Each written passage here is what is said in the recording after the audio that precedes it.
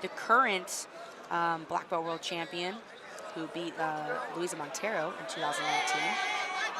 Maybe we go over to Davonte Johnson on mat 1 until these Until the women get started, yep. we're going to go to mat 1, and we're going to catch Davonte Johnson versus Lucas Nora. So Lucas Nora and Davonte Johnson have fought twice, and Davonte has won both of those exchanges. But the last time they fought was a much closer fight. It was by points. It was pretty tightly contested as well. So we'll get to see them on mat 1 in just a moment here.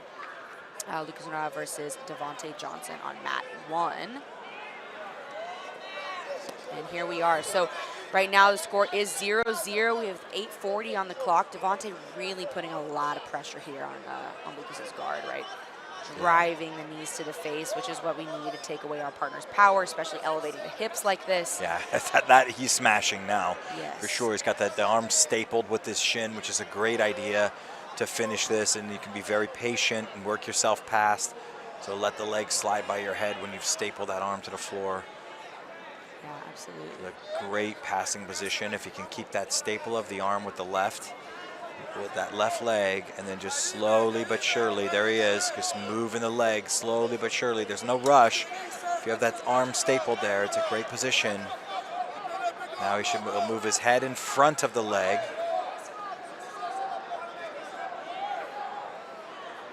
Yeah, this is the elimination 2 round of super heavy. I believe their first fight of the day, both of them. We also have some of the women already moving into their semifinals matches, so we'll probably jump over there in a moment. We'll be on mat 4, and we're going to see Melissa Stricker and Maggie Grandati on mat 4 in the black belt heavyweight semifinals. Followed by them is going to be Isadora Silva versus Maria Malajacek, and they're going to be in the semifinals as well. So those will be setting the finals for the heavyweight women.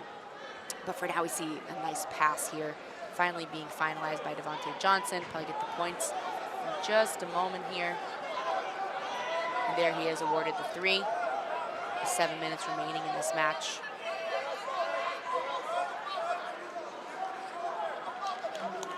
Yeah, a lot of shoulder pressure from that left arm. Yeah, it is. Wow. Yeah, let's go ahead and jump over to mat 4 here. We're going to watch the semifinals of this women's heavyweight division. Right now we're going to have Maggie Grandati versus Melissa Stricker. And we'll hang out there until the lightweight women start on mat 5. We're going to jump back over to Margot Ciccarelli versus Fernanda Sabrina. But here on mat 4, in just a moment, we're going to see the end of this semifinals match. There's about 4:30 remaining. We're leaving Davonte Johnson. He has a 3-point lead versus Lucas Nora in the elimination 2. And here we have Maggie and Stricker resetting in the center after an out-of-bounds exchange. A lot of movement in this fight so far. Both ladies, you can tell they're looking tired. They've been going, and very, very tough, both of these women. So 4.5 minutes left. Just a two advantage lead from Stricker. Yeah, Stricker out of Alliance in the white gi, Maggie in the black gi. Maggie is definitely known as a top player, right? And a little bit of a newer black belt on the scene as well. This is her first world championships as a black belt, won the world championships at the color belts.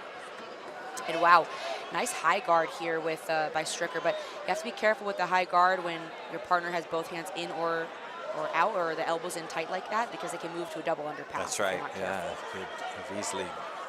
could easily go there. And Maggie really does a lot of this Sao Paulo style passing. She likes to hug the body and go low, but you have to be careful with people who have great high guards, because you're leaving, both of your shoulders and your arms extended at some points. It can be dangerous, which is what we're seeing here with Stricker kind of climbing her guard up. She's trying to isolate the left arm of Maggie and either look for a Kimura. She can transition to a Platas from here. Okay, she's now digging into the collar with a really deep collar grip on the right-hand side. Now, if she climbs her guard up, she'll kind of use the guard to lock in the upper body of Maggie and even start to move for some arm bars here. Yep, we see her hips rotating out to the left, which means since that arm is across, Maggie's right arm is across the body, if she gets the right angle, she can pop her left leg over for the arm bar here. Going to a cow hand, it looks like. Oh, wow. It does look like she's trying to cow hand. But so now she's going to be looking for the back, but Maggie Maggie also keeping a lot of top pressure still. She's not on the back yet, but now, yes, Maggie's able to face her again. Pretty difficult thing to do once your partner has both hooks already in almost. Not quite a score enough for the back, right? But it's it feels that way sometimes when someone's climbing around. She recovered very well there. Nice movement by Maggie, a little back step here to get some clarity or get some space to get some side-to-side movement. And still that 2 advantage lead from Stricker with 2:20 left. After this, we're gonna see the next semifinals match that will determine the finalists of the winner here. And we see an interesting snap down to double leg from Maggie with the outside trip to finish in the top position, but it won't be enough to score. It might get her the advantage. We'll see what the referee decides. They went out of bounds as the takedown was being finalized. Ran into the boards a little bit over there. Still 2 minutes left. That was a nice jumping guillotine attempt to kind of get Stricker's posture up to avoid the jumping guillotine, and then right into the double. Shot a double, yep. Nice. Yep. So that won't score anything, not an advantage. She's gonna be looking to attack again, but I'm interested, if Stricker pulls guard, just like we saw right here, trying to avoid the takedowns of Maggie. And we have started the women's lightweight quarterfinals on mat 5, but we'll hang out here. We'll jump over there in a bit to see Louisa Montero and Natalie Soares. So we'll jump over there in a bit. Be a Mosquito coming up there too. But for now, Maggie driving that knee through the middle, which is this is a very strong passing position for her. If she can knee cut to the left side. Yeah, she's getting deeper and deeper. It's this right arm's going to play a very important role if she can keep that inside there. Yeah, she needs to keep driving her weight down, bring her right knee across the thigh. But now with that daily Kiva hook on the left, makes it a little more difficult. Yep. She's got to lead that knee down, foot up in the air, and then. And it's a hard battle here with your left hand. Do you decide to control the sleeve, or do you try to push the foot down so you can come over? And we risk the off balancing, right? Yep. Back into the closed guard. Yeah, Maggie looking a little visibly frustrated here. You can see that was definitely an annoying moment, knowing she has 1 minute left. And this is the Sao Paulo position you got to be careful with because it opens up the back. Yeah, she got her arm stuck back there. She's gonna get turned. This could get she can recover still though. She just let that leg go and then recover, but she's in jeopardy of getting triangled if she loses her grip. If she loses that grip, now she's. Could even see some guillotine attempts here because the closed guard is still fully locked. Yes, good control on the head. Only 30 seconds left. So now with this kind of control, it's pretty unlikely that Maggie will be able to open the guard again. Just with the 2 advantage lead, Stricker is looking at the clock, knowing she has 20 seconds to hold on, and she is going to be a 2021 Black Belt World finalist if she's just able to hold this lead. Looking very relaxed. 15 seconds. Gonna ride out the 2 advantage lead. And after this, we have Cicerelli on match 5, but we also have another semifinals match. So we're gonna see who's gonna be ready to go, who's gonna be a little bit faster to get on the jump. Wow, beautiful, beautiful control by Stricker. Maggie will be in the bronze, and Stricker will go into her Black Belt World Final match. I believe her first Black Belt World Finals. Very excited about that, clearly.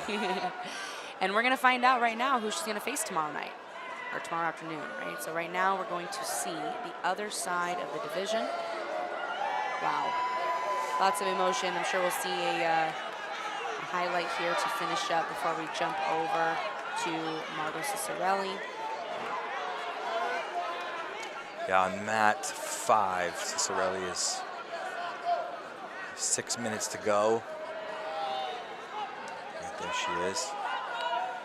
Yeah, Margot Cicerelli, very well known for, she is somebody who plays the lapel game so beautifully and is extremely, extremely active, very effective. She has like instructionals out on her lapel game that I think everybody should see, not only because of the specific technique she shows from there, but really the concepts and the mindset she talks about when playing guard with sweeping, attacking the back, and submissions.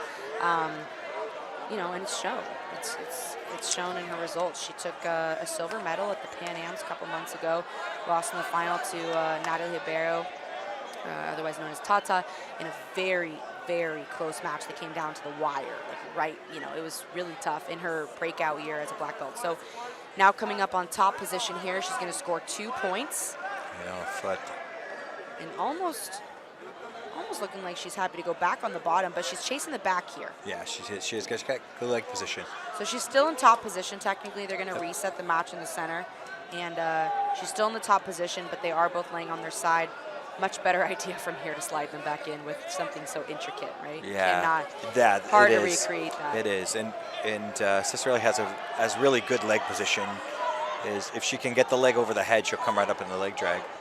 I will say I'm surprised not to see 3 referees on this match, seeing as this is a quarterfinal match. Typically for the black belts, I mean, if we think back to Otavio Souza and Mateus Denise, that was an elimination match. We had three referees, right? Because it was considered probably a high-profile match. So the reason I was even thinking about that is because he needed some help dragging him back in. Yeah, that's it. Yep. So 2 points. We have a re-exchange here with Margot on the bottom, and it's just going to make this match 4-4. It's the only thing on the board so far, so you know they're very even here on mat 5. And on mat 6, we also see Raquel Canuto. So a lot of really, really great matches getting going here.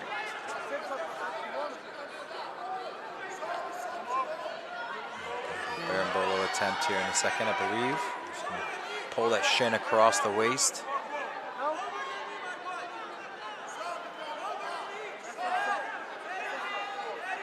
Wow, Yep, beautiful entry from Margot. Yeah, again, one thing I really like about Margot's game is she does a good job at using the lapels to create off balancing and also consistently insisting on creating action to attack, right? So we see, I think they're fixing the pants here. A little bit of a moment to make sure the pants don't come off, retie them a little bit. But anyway, what I was saying is she's never, ever holding the lapels to stall. And it's a really, you know, you can't say that about most players who use the lapels a lot, especially sometimes they'll get a lead and they'll hold. And that's normal. It's definitely not me like hating on that. That happens, right? If you're holding a lead, Absolutely. There's 30 seconds left, whatever. You got to do what you got to do to win sometimes. But it makes me love to watch her. I love watching Margot. She's incredible. She's so active, and she's always looking for the kill, right? I guess what I can say about her. Looking for the back, looking for submissions, looking for the kill. Incredible top game, too. I have not seen, let's see, Fernanda Sabrina too much out of Cicero Costa, but obviously very top tier, going 4-4 here with Margot. Yeah, she's staying well in the game. And whoop. Almost looked like she was going to come up for the 2, but Margot is chasing it back. Oh, that was almost a nice switch from the leg drag to the knee cut, but she opts to come back to the ankle control here with the left hand on the ankle lock grip. It's hard to say if she's looking for the submission now. She might try to hip in, or she might just be looking for another entry into the back. Looks like she may be trying to hip in for the ankle lock here. So the score is 6-4 with Margot on top. Yeah, she dove on an ankle earlier when she could have just stayed on the top. So it might be something that she's looking to. Yeah, it looks tight now. Now you can see the angle of the foot. Because of that, of Margot's left leg, she's able to keep Sabrina's hips from elevating, and so she's able to staple that thigh down, and that's what enables her to create the pressure on the ankle. But we don't see Fernanda doing too much defending or grimacing or anything right now, so she looks okay. I will say it's kind of hard to footlock women. Our feet are very flexible. They twist in circles sometimes. It's like it can be really hard to get the tap there. But now we're going to see another exchange of positions, so Fernanda will come on top for the 2. 2:20 remaining in the match.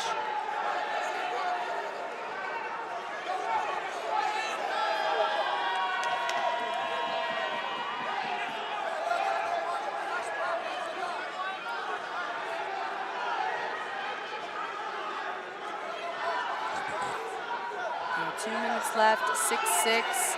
No advantages, so they're exactly even in the scoreboard here. And then next on this match, we are going to see Louisa Montero versus Janina Bananezes.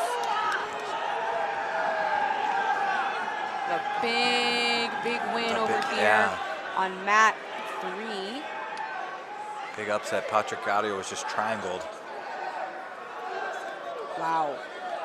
Mateus Godoy Homero triangles Patrick Gaudio in the Elimination 2 round of the heavyweight black belt men. That's a huge upset of the day. Absolutely huge. Margot back on top with another 2 points. It's a very high scoring match, a lot of sweep battles here. And it really says a lot about both women's confidence on being on the bottom position, right? That they're willing to accept the sweeps because they know they can sweep back. But it's a dangerous game. We talked about this earlier, right? As the clock runs down, if you accidentally are the last one on bottom. Yeah, that's right. That's right. If your opponent knows they have a lead in that last minute and they start to, you know, try to secure that lead, wrap lapels up, start to get into a little more positions that are easier to hold from the top, then you're not going to be able to come up for your last minute too. Yep. And that can be dangerous. We see that all the time.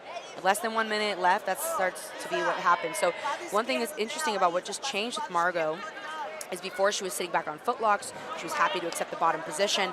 Now she's looking at the clock saying, okay, I have a 2-point lead, 40 seconds, let me start to pass. Yeah, right? She's putting on a lot of pressure. Yeah, I'm going to keep that lead now. Yes. She's not going to sit back because 30 seconds is just not enough time to sweep back in a hurry. Yep. So now we're seeing, beautiful Toriano-style passing, but Fernanda in on a Look leg, at that. and Margot, again, not accepting the bottom position, but they're, wow, that is very, very close for Fernanda, almost scoring a 2 there. She'll get an advantage. So this means she has 20 seconds now to keep that 2-point lead. Margot does, because if Fernanda scores here, she will have the advantage to come up on top, and 24 seconds to do so. All right, so this will be a very interesting last-minute flurry with a lot of action for sure. Yeah, we have 24 seconds on our clock here on Matt's side. 0 on the screen. There's 24 seconds left, so that's a little off on your screen.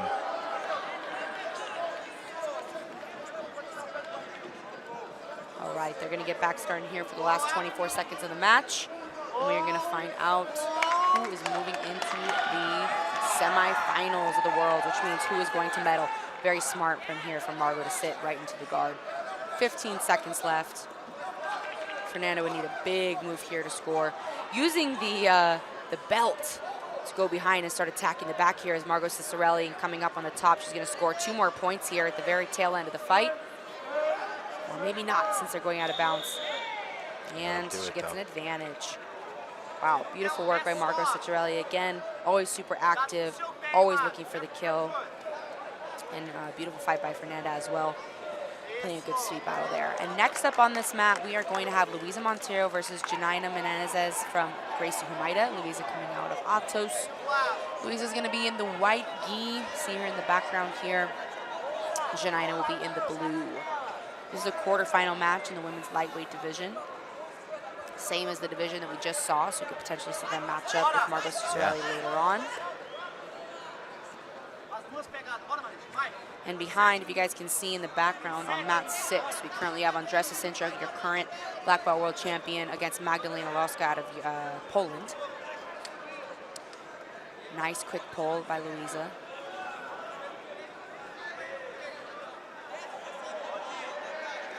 Louisa has an incredible game on top and bottom, but especially known for her leg lock entries. Her knee bars are always incredible.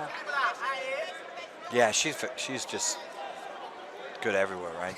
Very, has a lot of experience. Absolutely. One of the most active. Absolutely. Now, interesting enough is they're at different divisions today. Andresa is at middle and Louisa is at light. So Louisa is chilling at lightweight today. But Andresa submitted Louisa in the World Finals in 2019, which is the last Worlds we had. But since then, Louisa has come back and beat Andresa at the Pan Ams in the finals. Pretty decisively as well. So they definitely are always a fun match. Different weight class today, but just interesting fun fact. Sometimes our world champions do move around a little bit. Yeah. Louisa needs to keep weight into that foot and clear this foot off the hip.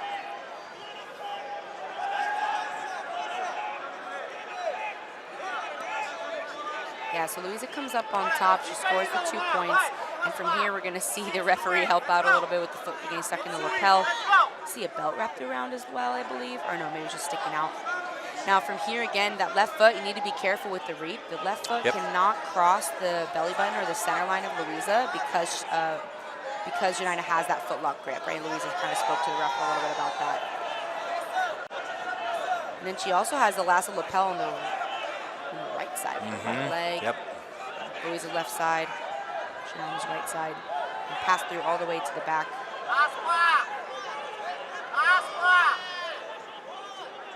So on the other side of this quarterfinal, so the winner of this fight will have the winner between Kristen Mickelson and Natalie Hibero. And on the other side of the bracket, the top side of the bracket, we have Bia Mesquita versus Hanette Stack, which is really an exciting match. And they will face the winner, or they will face Margot. So Margot Ciccarelli will go against the winner of Bia Mesquita and Hanette Stack, and that's the other side of the bracket. So what we're looking at as far as who gets to the semifinals on this side is going to be the winner of this fight versus Natalie Hibero and Kristen Mickelson. So a lot of pressure right down from the right knee of Louisa, really compressing the guard of Janina. And when the guard is compressed, it's very hard to be active, right? So we're always looking to bring our partner's hips off the mat, compress the knees towards the chest. It's very hard to get things moving. So we're going to see Janina trying to re-extend her guard to create this movement, which is exactly what she's doing to off-balance Louisa here.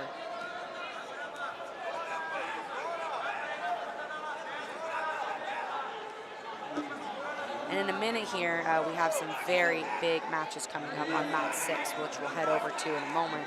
We're going to have Gabby Garcia versus Gabrielle Pasagna, which is very, very interesting if you know the history of this division, which I know very well because it's my division. I pay attention. Tell us. So Yara won the open class of the Pan Ams a couple months back. Gabrielli has a pretty strong track record over Yara. Yara did beat her at brown belt. She's beat her once or twice, but Gabrielli does usually beat Yara. It's pretty consistent. Oh, wow, big leg lock entry here for Louisa, but right into 50-50 rather than the knee bar she was originally looking for, which means she'll give up the 2 points. So Yara wins the Pan Am Open class by beating Anna Carolina Baby, who beat a very tight match against Gabrielle Pasagna, right? So Gabby and Yara could have met in the finals, but Baby was able to beat Gabby, and Baby meets Yara. Yara wins. This gives Yara the ranking points that she needs to be the #1 seed in the super heavy division. However, enter Gabby Garcia, who we haven't seen in the gi in a long time. So enter Gabby Garcia. Her ranking points aren't high enough right now just because they're a little bit older. They've been a couple years, so they decrease in value. And so now she is with Gabby Pasagna in the first match because Yara is ranked ahead, even though she's typically a head-to-head winner over Yara. Gabrielli is. So then we have Gabby and Gabby. So that was a lot of history of the super heavy women.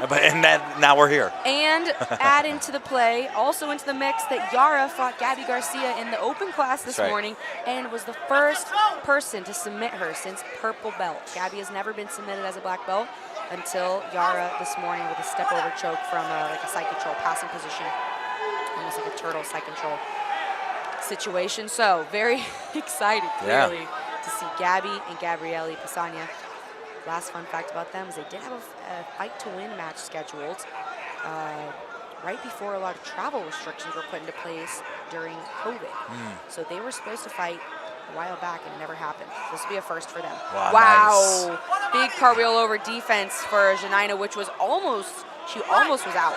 Yep. But then a big throw, Louisa threw in. It's a nice little 1-2 to the Sumigashi, and then when she tried to come up, she basically just pancaked her. Yes. So, you know, it's really nice to see the insistence of Louisa. Louisa is, I would say, a very relentless competitor. Yeah. The pace that she brings to the table is just very hard for many people to match. It reminds me a lot of Tiny. We were talking about Tynan's pace earlier. Doesn't leave any openings and never stops. So that's right. Those milliseconds that you need in order to capitalize, they're just not leaving for you, right? I think that's a really safe thing to say, is that she's just so well-rounded and doesn't make a lot of mistakes. Confident to drop back on that ankle lock. She will give up the 2 points, but was clearly willing to do so. She felt like she had a strong enough chance for the submission, but that gives Janina the lead. She does have an advantage. I think we will jump over to mat 6 now. We're going to catch the tail end of Andressa Sintra versus Magdalena in the quarterfinals of the middleweight division.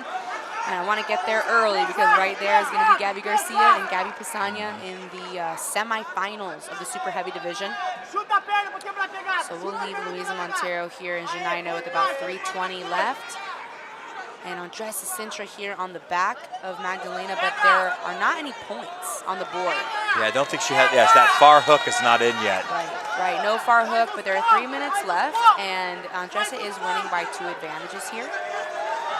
Now looks a little safer that she might end up on the back with the points. Again, Andressa, your current world champion from 2019. About to insert that second hook, and there it is. Gets the 4 points. Looking very dominant and ready to finish here. Magdalena also just won the ADCC, or is an ADCC veteran out of Europe. She represents the European plus 60 division. So very experienced high-level competitor too. We just don't see her in the States as often because she's so far away, but really, really high-level competitor facing the current world champion. About 2:20 left.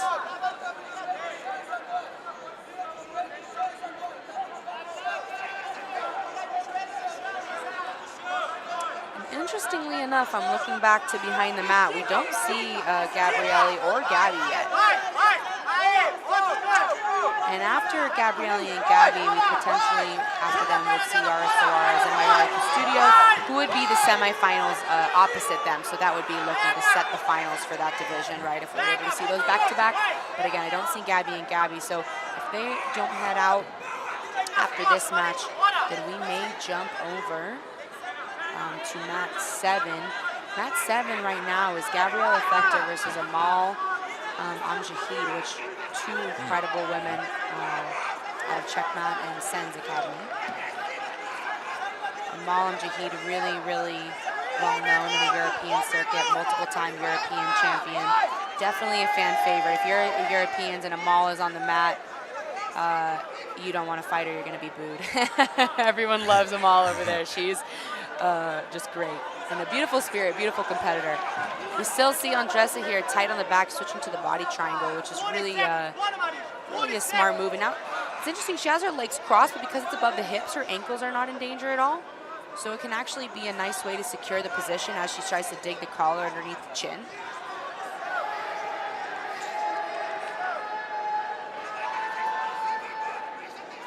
Yeah, that little shoehorn there from Magdalena on the right arm, just really helping buy her some time right now. Since we don't see Gabby and Gabby, let's go ahead and drop over to mat 2. Andressa looks like she's very dominant, very likely she'll get the finish here, if not finish with that 4-point lead. But if we go over to mat 2, we are going to see the end of Jessica versus Patty Fontes, which is going to be the quarterfinals in the light feather division. So that's going to give us the semifinalist. And then right after that, a bigger match, or sorry, just as big of a match in the quarterfinals is Tammy Musumeci making her debut as a Pedigo submission fighting athlete as well, right? She'll be fighting Andressa Costa. So here again, we have the tail end of Patty Fontes and Jessica. Jessica looking very calm and composed with a 6-point lead. 3:20 left in this quarterfinals match.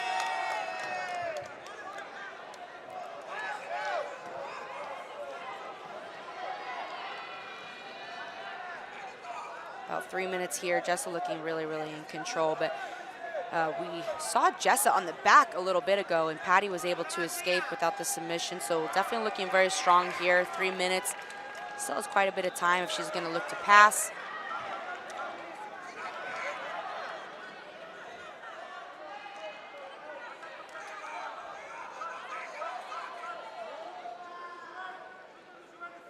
Patty looking a little frustrated on not being able to open, but her right arm is getting dragged across, which is not good to open the guard either. And we had a fairly big upset over on mat 4 in the women's semifinals of the heavyweight division. We had Isadora win over Maria Malajacek. Again, pretty considerable upset. So she'll be in the finals tomorrow night, so the heavyweight division. 2:20 left here. And again, after this, we're going to see Tammy Musumeci in her first match of the day in the quarterfinals. And this is the first time we've seen her compete in the gi For a since while. Yeah, for a while. I don't even know the last date. I mean, yeah, long time. We hear on the intercom here at the Worlds, Gabby Garcia is being called to the bullpen. So they're probably going to skip past her match with Gabby Pasagna and move on to the next fight there.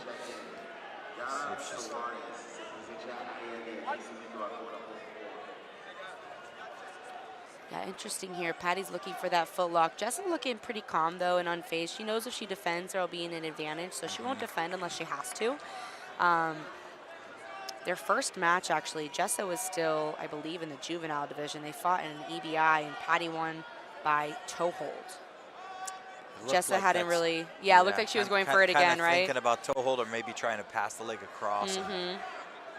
Yeah, at the time, Jessa wasn't really well-versed in the leg lock. She was still a juvenile, like I said, I think. And now, obviously, much more astute to those positions. Yeah. But still very dangerous. You know, we've seen Patty finish toe holds and ankle locks a lot. She's very strong from that position with the leg. So now she just needs to watch out here for the De La Riva. She's doing a good job of pushing the knee down, turning her right knee outward to avoid Jessa's left leg coming back inside. But with that back step, it gives Jessa the opportunity to either enter the back or to come up right on top. Kind of hanging out in this double-seated position. 35 seconds left and a strong lead for Jessa. It's not really any urgency to get it going here. Yeah, and this will be, next it'll be Tammy's first match of the day in the quarterfinals. She'll be going against Andressa Costa out of IBJJF. The winner of that will move into the semifinal with Rosemarie Sharuni out of Checkmat.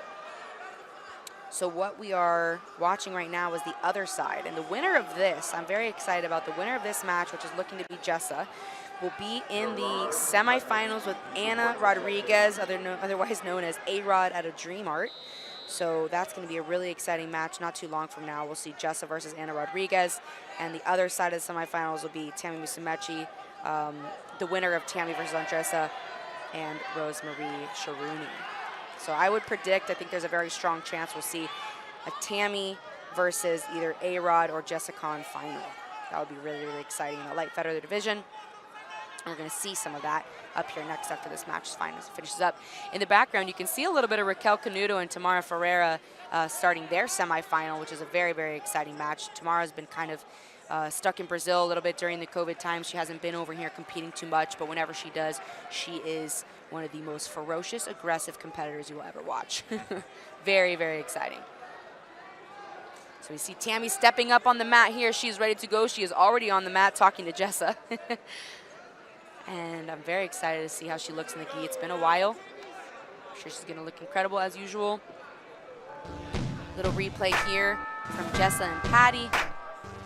Match that just finished up a moment ago.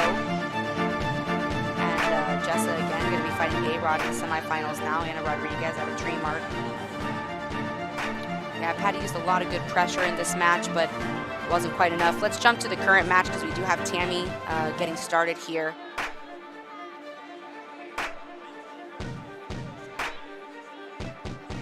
Almost done with this replay, and then we can see Tammy's moving to the back already early on in this match. Let's go to the current match. Nice. She's got to watch her leg in there though. She's left her leg in there quite deep. So there was a little bit of close call. Now she's back up on the leg drags. Yeah, she's on that leg drag, but again in the position that we've talked about where her leg is, I couldn't see if her foot was inside or outside, but Andressa doing a very good job of like her positional awareness of where her hips were in the Barambolo entry was really, really smart. Yeah. She was able to take advantage of Tammy's leg being exposed, kind of suck that leg back in. A lot of times what we see when people do a good job of defending the Barambolo is that they end up back in the 50-50 by bringing that leg, pulling it inside. So it looked like that kind of was the attempt there from Andressa. Now we have another double guard pull. An advantage for Andressa, who comes up on top. So she will lead the way now with an advantage and 9 minutes to go. Interesting low collar grip from Tammy. Didn't seem like too concerned with breaking the posture. Now she's switching that right hand over. Kind of look for her back take entries that we know she wants to go to with that really deep De La Riva all the way across the hip. Nice. Yeah, that was a nice use of that right leg to go get that other leg. Wow. And, yeah. Just incredible positional awareness. It's interesting to see when athletes feel each other out and make adjustments, right? She went for the same entry before, left her leg out, kind of had to come back, reassess, readjust, and on the second entry was so tight and well calculated. Yeah, it's awesome. She just floated onto the back. Right? Yeah, she did. She used her right leg so well on the far leg that really just completely crushed the defense, and then there it is. Beautiful collar choke there to end that match. So that puts her into the semifinals against Rosemarie El-Sharouni out of Checkmat. And after that, we will see the semifinals between Jessa and A-Rod. And that's all going to take place on mat 2. They'll probably give the ladies a couple-minute break since they just fought, so they'll give them time to reset. So in the meantime, we're going to head over to mat 6 to catch the tail end of Raquel and Tamara Ferreira, who have a 0-0 match right now with only 6 minutes and 44 seconds left. So Tammy with a beautiful choke in the first round. On mat 6, we're going to see the last 6 minutes of Tamara versus Raquel. Again, it's currently a 0-0 match with 1 penalty per competitor. And this is a middleweight, let's see, quarterfinal, I believe, the semifinal. This is the semifinal. And we are only watching this match, actually, because we had to push past Gabrielli and Gabby and Yara and Myra. So now they're in the back. We now see Gabby coming in hot against Gabrielli in the back here. So after this match, we're going to stay right here and watch Gabrielli versus Gabby in the super heavy. Beautiful sweep attempt by Raquel. Wow, nice. Amazing throw. It was almost a little bit of a Harai Goshi mix with a Taitoshi there from Tamara.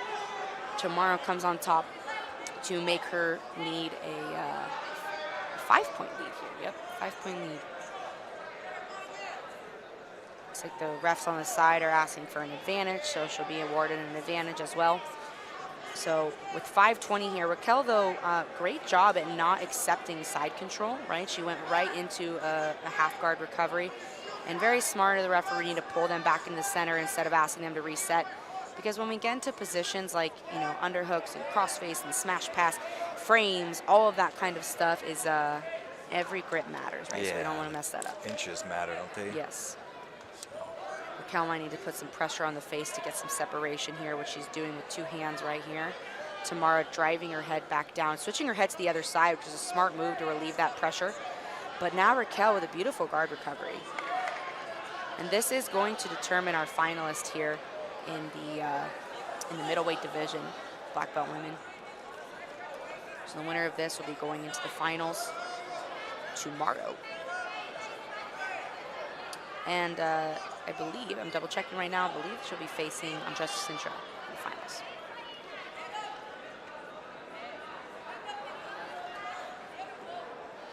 Oh, I spoke too soon. Hasn't been decided. We're going to see Andressa Sintra versus Claire North in the semifinals on the other side. The winner of that will go against the winner of this fight. Interesting to see, you know, there's a lot of options from this position when your partner stands up and you have a closed guard and a body lock. She might pop her feet to the ground and start to suck the hips in. I think that's what she's going to do now. Tamara has a grip of the leg. Yes, she can't stomp down as much as she needs to, right? Yeah, now the hips are getting very low. She needs her hips to be much higher to come down. Yes, and she opts to come down. Interesting position on the knee here. She might be able to transition, but opts to come back to the feet instead, which can be a dangerous thing to do, as we know, when your partner has that pant grip, right? So 4 minutes remaining. Tamara has a 5-0 lead. And behind them, we do see Gabrielle Pasagna and Gabby Garcia warming up for their semifinals match. Nice double leg entry by Raquel, but almost another big throw by Tamara. When you have people with good judo and good counter wrestling, and a lot of time counter wrestling is a lot of judo offense or you know, defensive offense, you have to be very careful with the shots that you choose to take. Yeah, Canuto had a nice little entry. She's going to have to really get around the far back hip to avoid a big throw if she's not. Yeah, the situation becomes dangerous when people feel very comfortable with whizzers and underhooks. Because if I shoot in on a single or a double and my partner's able to get a nice whizzer, then the hip can come in very easily. Nice guillotine transition here. I really like, this is the style we see from Canuto a lot in no-gi. And so she's going, she pulled, went for a little bit of a wrestle up, almost looked like she was going to go for an ankle pick, and then switched from the shot to the guillotine, which is a very, very strong position to attack from, to either snap down and go to the back. But now she took a bit of a dive shot, almost ended up in a guillotine of herself, or of her own. Pulls back into the guard again here. Nice close guard by Raquel. Starts to climb that up immediately, which is a very good idea. As explosive as Tamara is, if she can climb that guard up and start to slow her down, breaking her down with the collar grip, climbing her guard up onto the higher part of the back. Ooh, nice armbar attempt here. But Tamara does a good job of keeping her elbow in tight. Does have to be careful about placing the hands on the ground. That's when things can start to get a little sticky for the person on top. And Tamara very conscious of the collar grips now, just kind of popping those off as soon as they come on. And you see a lot of high-level people do that, because as soon as you let someone talented and strong control your collars, it can be difficult to get it back. Yeah. We saw that a lot with Adam Warzinski earlier, right? Yep. Good posture control.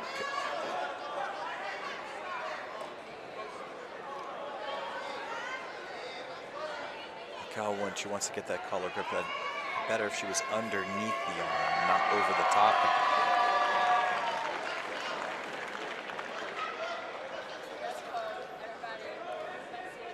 We have our semifinals of the lightweight women set up. As we just saw in mat 5, Natalie Hibero was able to come away with the win against Kristen. I believe the last name is Nicholson, which means that, let's see who she is facing in the semifinals. Tamara jumps close guard. So. Yeah, I would say Raquel and Tamara are both two athletes who are very, very diverse as far as being good on their feet, good on the bottom, good in passing. So we've seen, typically in a match of this caliber, like a semifinals in the World Championships, you kind of see one person play top and one person play bottom. A lot of the time, I would say, it's pretty common. But in this match, we've seen a really big exchange of position, which is great for the viewer. We get to see a lot of jiu-jitsu and grappling from both opponents, which I always love and enjoy. Get to see a very diverse game from them, too.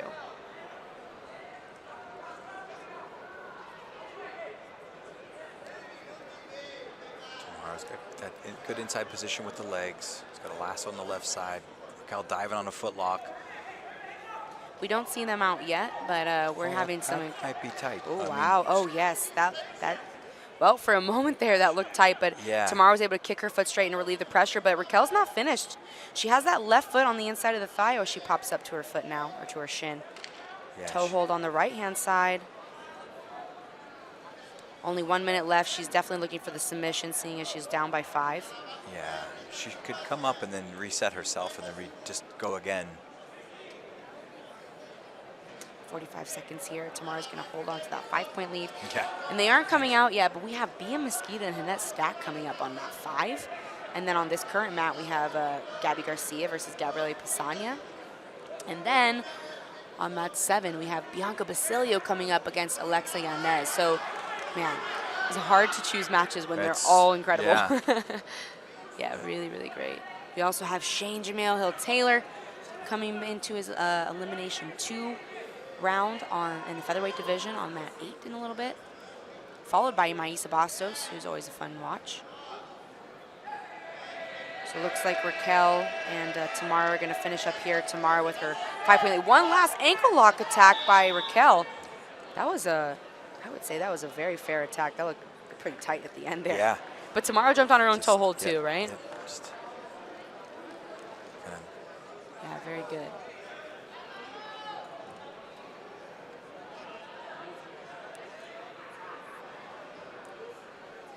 We do have Kynan Duarte getting started in the heavyweight division on mat 3. He's going to be going against Marlon Tanaka right now from NS Brotherhood. I think we'll stay right here to watch Gabrielle Pasagna and Gabby Garcia, seeing as this is a semifinal match going to determine the rest of the division. And Kynan's match is the Elimination 2. And pretty soon here, a match that we don't want to miss on mat 2 is going to be Jessica Kahn versus Anna Rodriguez. That's a very exciting semifinals match. It's a great match for Tamara Ferreira that is going to put her in the finals of the middleweight division. Here's a quick final replay of some of the most exciting moments of the match. And again, we haven't determined her final. Beautiful hurrah. That was that wow. big scramble. It was great stuff. Look at that. Sumigation looks like she's going to come onto the top. And then, whoop, not quite. Just the timing shows so much muscle memory of having done that 1,000 times. Yeah. You feel when the person starts to lean a little too far into you, and they're starting to commit their weight too much, and they're driving up, and you know that now we're doing, you know, in judo we say minimum effort, maximum efficiency, right? Yeah. We're going with the flow. We're not fighting the flow. We're going with the flow. So Gabby Garcia looking pumped in the back of the table, slapping herself, getting ready, looking very intense. And we'll see the other two competitors on the other side of the bracket, Myra Custudio and Yara Soares. Yara Soares was the first person to submit Gabby Garcia as a black belt since purple belt, really, earlier today. She's on the other side of the bracket, though, with Myra Custudio. For now, we have Gabby Garcia versus Gabrielle Pasagna that will get started in the semifinals. Again, an interesting division here based on the ranking. Gabby Garcia typically would be like the #1 ranked, but her points have, they decrease in value over time, right? So right now she came in, I believe, ranked 3rd or 4th, which is why she's going to see Gabby Pasagna first.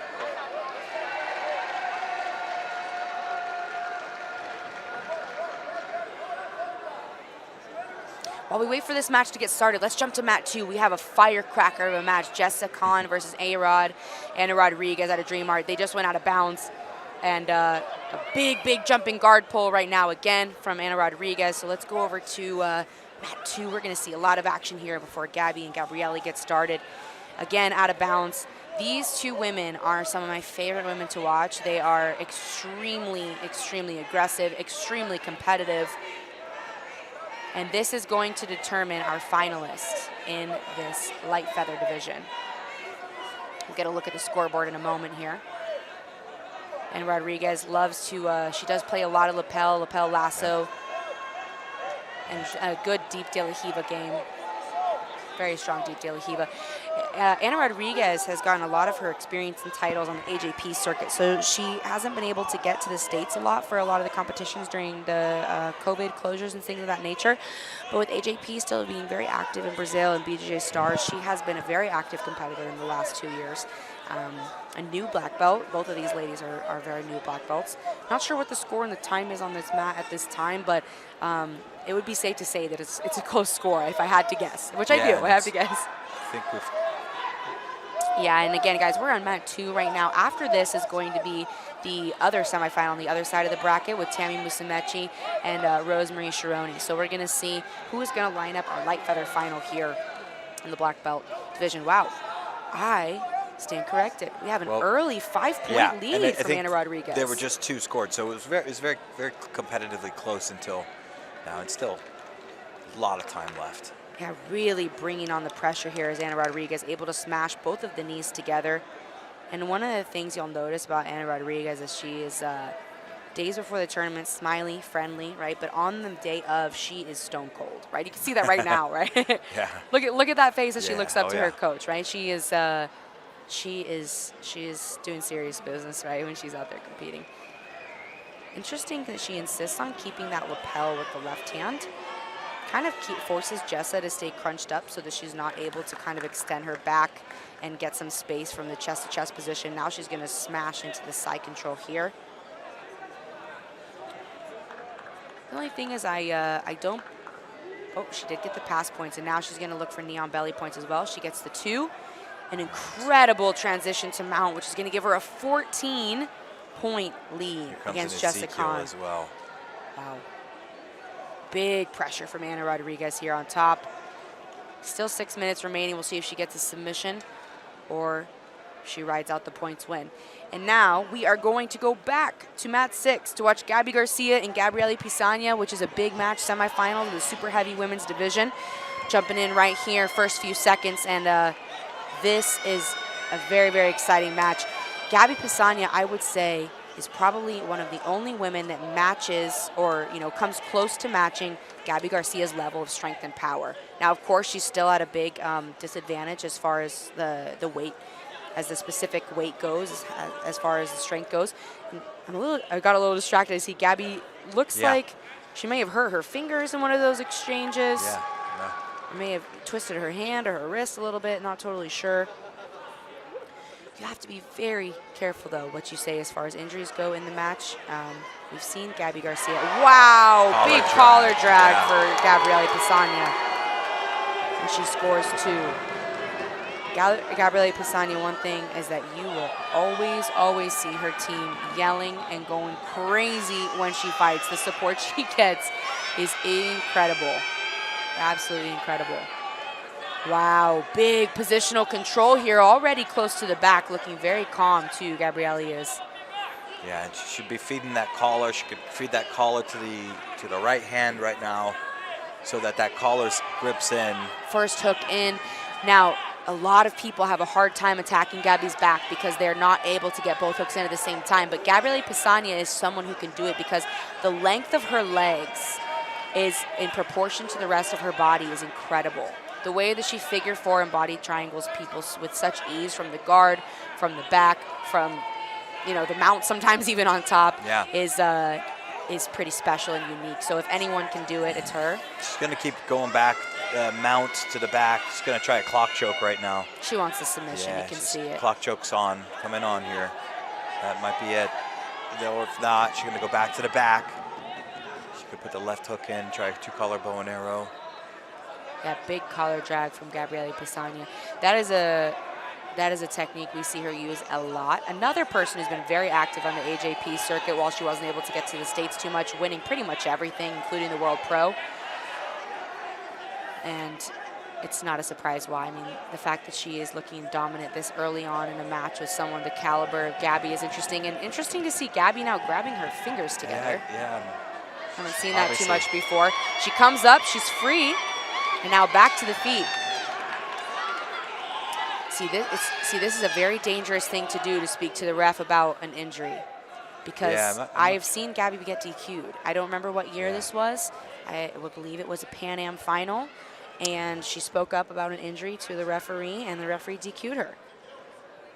We're going to review this collar drag in a second. That might have been when it happened. You can't really tell, but she must have some sort of dislocated collar drag. Wow, yeah. Beautiful big takedown by Gabrielle Pasagna.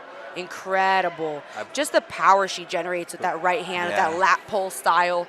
Incredible. I believe she's got a dislocated finger or fingers, and it might have been from that. The first grip exchange, throw, I think, right? That collar drag. She might have landed on her hand. Well, the first time they went out of bounds, she said something about her finger. Yeah, I think that's that might have been what did it. What happened. I believe that her finger was dislocated. Oh, that might be why during the choke she went to. Oh yes, that's right. that doesn't look right. Yeah, I think her finger was dislocated, and that's why she was trying to get it back into play. Maybe more than one finger. Yeah, she was I was really wondering why she was grabbing her fingers while she was being choked, and she definitely was trying to adjust something there. Yeah. So I mean, the reason I bring up the thing about speaking to the ref, it's a real concern. She was DQ'd for that, I think, at the Pan Ams, like a long time ago. This was like in the 2000s. I do remember. But she, it's not to say that, if you have a dislocated finger, you got to put some tape on it. Yeah, But it's just you have to be strategic about the way, and this comes back to what referees have at least told me, is speak to your opponent. Yeah, I'm not sure if that's what happened, but she's obviously having some real hard time. Like her fingers are basically one more slow-mo replay. Are balling up. You can see. Yeah, I don't think it was the throw when the fingers were hurt. I think it was the first time that they went out of bounds. Yeah.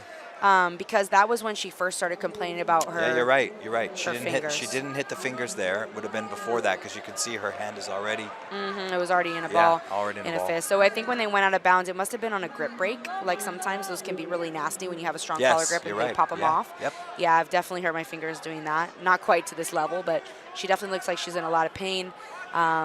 She'll continue though. There's a 7:45 left on the clock, and Gabrielle Pasagna will lead 6-0. The winner of this is going to face the finals, which will be decided between Yara and Myra. Yara having submitted Gabby earlier in the open class. All right, so we're back in here. Wow, big guard pull to an elevation by Gabrielli, but not enough to score. And one of the things to know about Gabrielle Pasagna is she might be one of the most composed competitors under pressure that we see. Yep. You know, no matter what is going on, it actually reminds me of how we talk about Buchecha and Leandra Lowe, kind of the classic, like, doesn't really matter what's on the scoreboard. They find a way to win in the end. We've seen that a lot from Gabby because Gabrielli has a lot of close matches with Yara where she scores in the end of the match and ends up winning, and matches like that against Natalie de Jesus, who she started beating, and she's, you know, open class world champion. Natalie is incredible. Gabrielli started beating her as a brown belt in AJP because the brown and black belt women are combined, and that was when we really saw how powerful Gabrielle Pasagna was about to be on the black belt scene. Anyone beating Natalie was a big deal. Yeah. Natalie is the only woman to beat Gabby Garcia, gi and no gi, ever, to do it both. So very high caliber. She is not in this tournament right now. She just had a baby last week. Congratulations to them. Which is so exciting. Yeah, great. So I'm sure she's watching here, getting ready to make her return, excited probably. Wow. So now we see some big top heavy control from Gabby. So this could be a turn. This could be a turn in the division, or sorry, in the match for sure. We also have another exciting match going on between Bia Mesquita and Margot Ciccarelli, with Bia losing by 1 penalty right now, 7:20 left, and that's on mat 5. So just keep your eyes and ears open if you see them in the background. Too many great matches to look at right now. But we got to stick to Gabby and Gabrielli. This is really incredible now to see Gabby kind of changing the tide of the match. So now she's on top. So will she be able to go behind or capitalize from this top position and be patient and take her time and kind of use the advantage that she has? Or will Gabby Pasagna, which we're seeing now, be able to step up and kind of either regain her guard, she has an incredible guard, or come back to the standing to the top position to defeat? Mat 7 has the featherweight division going strong. We got Gabby Mccomb and Michelle dos Santos Oliveira, followed soon by Chloe McNally and Elizabeth Clay, which is a great match in the medium heavy division. Followed by Anna Carolina Baby, so a lot of, and Bia Basilio, Larissa Campos. Definitely don't go anywhere. We're going to be jamming for a while here on some of these matches. Yeah, this is a little more typical of what we see from Gabby Garcia, where she's able to get to these front headlock positions and kind of wear her opponents down. She'll go for some collar attacks here. Might start attacking a little bit of a guillotine. And the goal for here, when you're in this front headlock position, you have basically two options. You have the option to attack submissions from here, like front headlocks, chokes, guillotines, or you have the crucifix, or you have the opportunity to go behind and start to attack the back. So those are really the two things that you're going to look at when you're in Gabby's position on top. Whereas Gabrielle Pasagna either wants to break free of the hands and come up, which it looks like she's trying to do now, or recover the guard, which is what she ended up doing by sitting through and recovering to the closed guard here. So there won't be any points awarded for that because it was a guard recovery from a front headlock. It wasn't a cleaner takedown by Gabby on top. So now we're resetting the closed guard. 5 minutes to go in this semifinals match.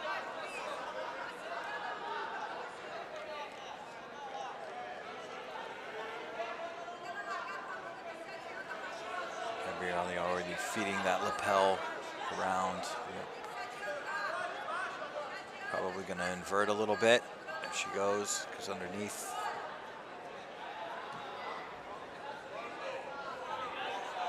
Watch. Gabby Garcia's got to watch triangles and omoplatas here if Gabrielli continues to invert and free that left leg.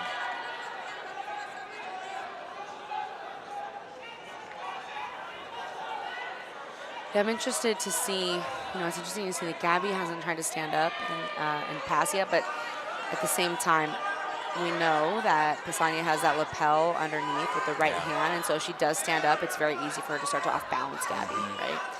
So Gabby might start to look at breaking that first. We know Gabby likes Sao Paulo-style passing as well, so she may be looking to see when she's able to sprawl back. Hard to do that with Gabby's left foot so active, which she uses to come on top, and that is a very dangerous game to play for Gabby because that was very close to a reap, and if you reap, you will be DQ'd. Yep. She was able to do very nicely, get between the legs and come up and into a very good attacking position here now. Comes up for the 2 and then also the 4, and now we see her back in the mounted position going for the gift wrap, which will either lead to some submissions or it could potentially lead to the back again, which she initially got to earlier in the match. Right. with 3:20 left, a 12-point lead. Very, very dominant.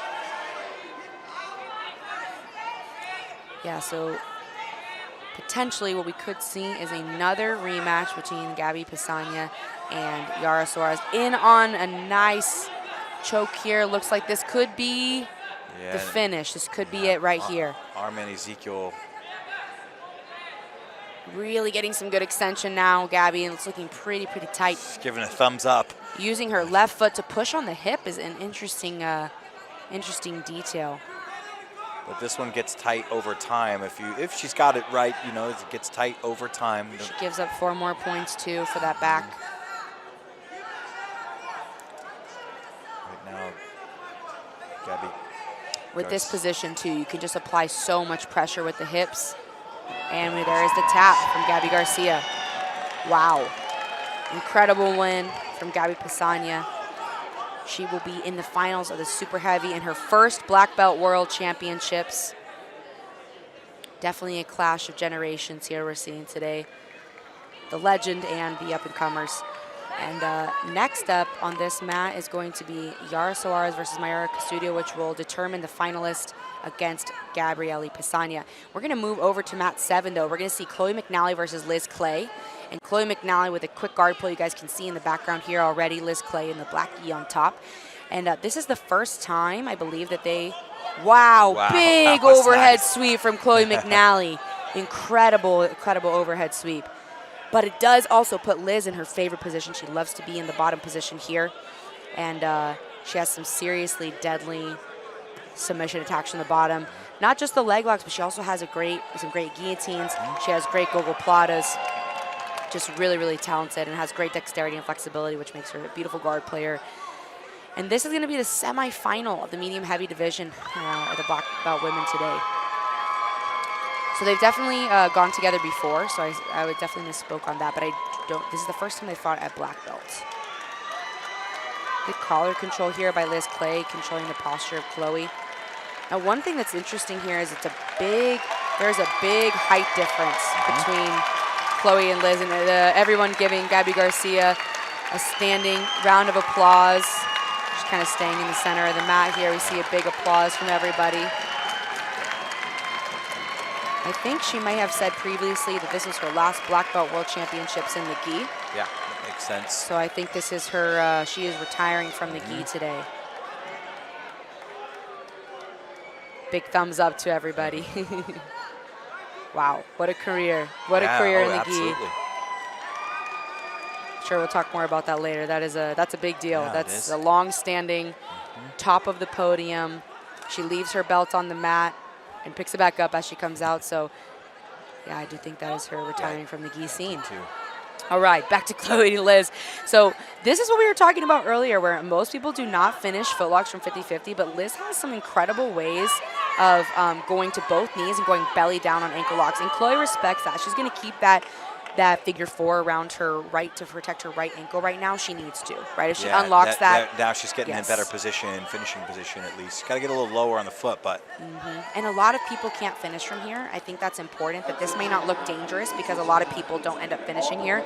But Liz finishes top level people from this position almost every single tournament. You'll see her hit this at least once, usually more than once, right? So we don't want to underestimate this. Chloe definitely isn't, keeping a tight figure 4 grip here. This is a little dangerous for Chloe. This is different. Yep. Liz has a lot of extension power here. Wow, and she gets the tap. Yeah, I think that was definitely a mistake to unlock that figure 4 there. But we did see a beautiful sweep from Chloe. Hopefully her ankle's okay. Definitely limping a little bit now. And that is going to be, Liz is going to be your finalist, your first finalist in the medium heavy women's black belt division. And next up on this match, we have another amazing match. Anna Carolina Vieira, otherwise known as Baby, out of Aviv Jiu-Jitsu. She has Aviv Jiu-Jitsu with her wife, also black belt world champion, Luana Alguzar. And she's going to be facing Fernanda Yukari. Here's a little bit of a replay of that submission, that toe hold finish. Big extension from those hips of Liz Clay. Wow. Wow, incredible. Incredible extension there. To get the tap, to get the finish after a big original lead by Chloe. I think we had a finish over here a moment ago, between Margot Ciccarelli and Bia Mesquita. Is that Bia Mesquita with the win? Bia Mesquita won, yep. Bia Mesquita with a tight win. Very close match. And now let's go ahead and move back to mat 6. We don't see the competitors coming out on mat 7 just yet. So we're going to go back to mat 6. We're going to see the other side of the super heavy semifinals. Mariara Custudio versus Yara Soares. And the winner of this is going to go with Gabrielle Pasagna in the finals tomorrow night. Another semifinals coming up on mat 5 in a little bit is going to be Natalie Hibero versus Louisa Montero, which is a repeat match we've seen, and it is always intense, super intense and close and exciting, so we'll definitely pop over for that.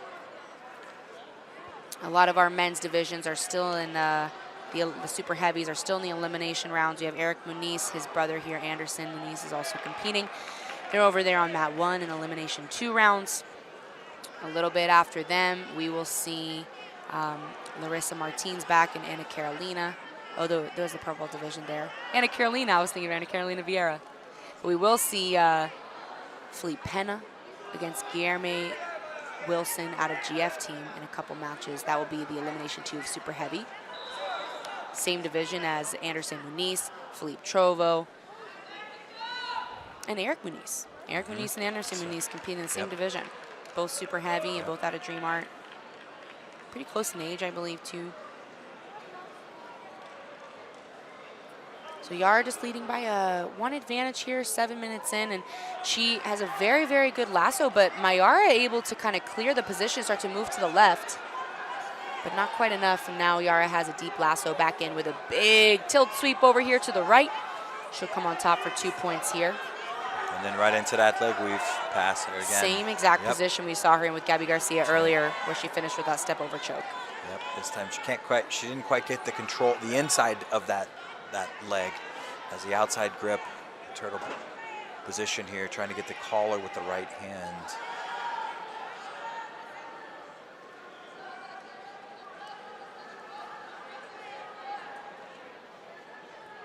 And again, the major 2 goals of the person attacking turtle is typically you're going to look for the head, you're going to look for submission finishes there, or you're going to go to the back and look for the back take. You're going to reset them in the center with the same grips. Yeah, Yara looking very, I would say, consistent this tournament. All of her matches have looked very similar. She clearly has a good game plan going. It's working well for her. It works for her style.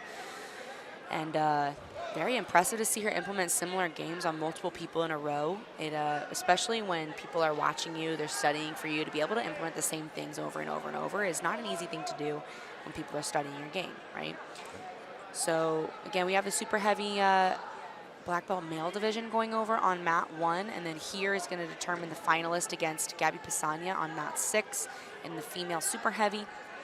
On mat 5 in a moment, we're going to have Louisa Montero and Natalie Hibero in the semifinals of the lightweight division, which is incredible. We're going to determine the finalist in the lightweight, who will face Bia Mesquita tomorrow night in the final, who just had a narrow win over Margot Ciccarelli.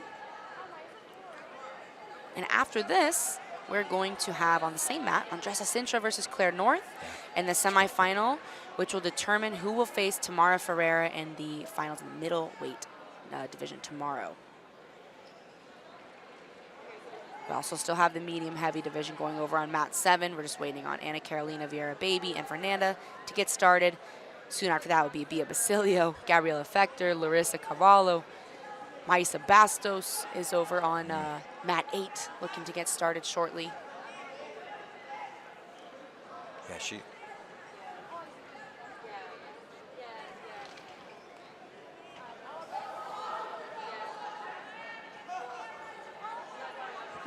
Let's jump over to, we're going to go to mat 6 now, because we are going to get started with Louisa Montero and Natalie Hibero in the semifinals of the female black belt lightweight division. This is going to be a very exciting match. They have also had some incredible matches. I think they've fought again since then, but at Pan Am's 2020, they fought in the finals there and had an incredible exchange. And some positions we don't normally see these ladies in, like full guard passes, right? It's very uncommon that either of these women have their guard pass fully, solidly into side control. And we were able to see that in 2020 at the Pans. And so I'm excited to see them fight again here. Both of them looking just really tight, really incredible, really explosive this competition. All right, so we're gonna head over now to mat 5. We saw a quick double guard pull, and Natalie Hibero came on top for the advantage, but actually the 2 corner refs pulled that advantage off. So now it is just gonna be 0-0 with Natalie Hibero in the top position on mat 6. And a big sweep from Louisa Montero. Wow. That was a really big butterfly sweep. Yeah, Yes, big butterfly submission. sweep for 2 points. Gonna be on mat 6 in just a moment here.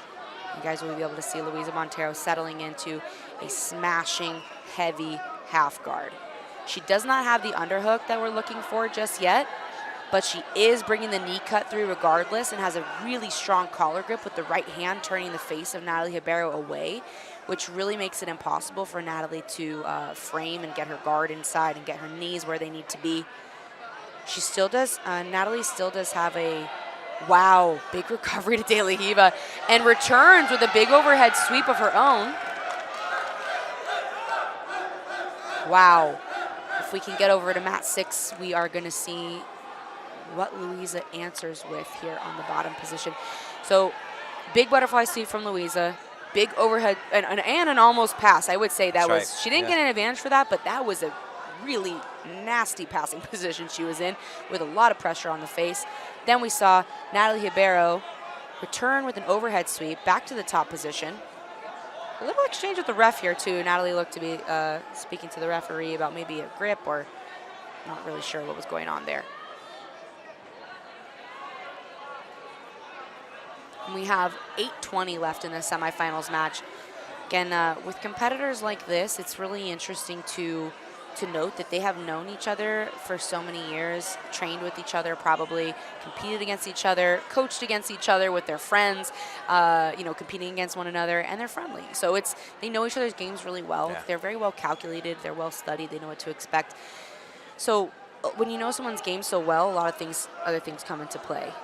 So still on the screen, you guys can see we just had a finish in the super heavy semifinal. Yara Soares finishes with a submission, which means not too surprising. Yara Soares will go into the final against Gabby Pasagna, and they will repeat many, many matches that they've had before in the weight class final tomorrow, which is also the open class final. So we're going to have a double Yara versus Gabby final tomorrow.